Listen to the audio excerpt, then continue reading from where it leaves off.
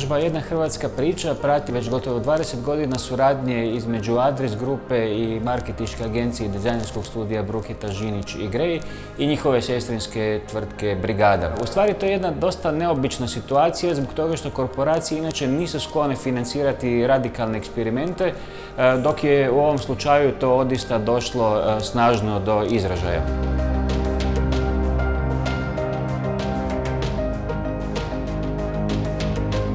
Imali smo priliku raditi sa Adrisom, imali smo priliku Adris promatrati kao kompaniju, kako na koji način razmišljaju, kako na koji način se transformiraju.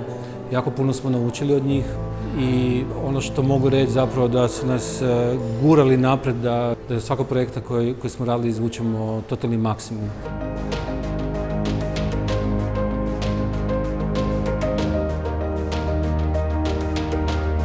Adris nam je omogućio da svoj profesionalni potencijal ostvarimo doma u Hrvatskoj i da pokažemo što kreativna industrija može učiniti za gospodarstvo. Nekako mi je bilo jako važno kad je prošle godine monografija zaklade Adris ušla u biblioteku rijetkih manuskripta i knjiga na sveučilištu u Yale.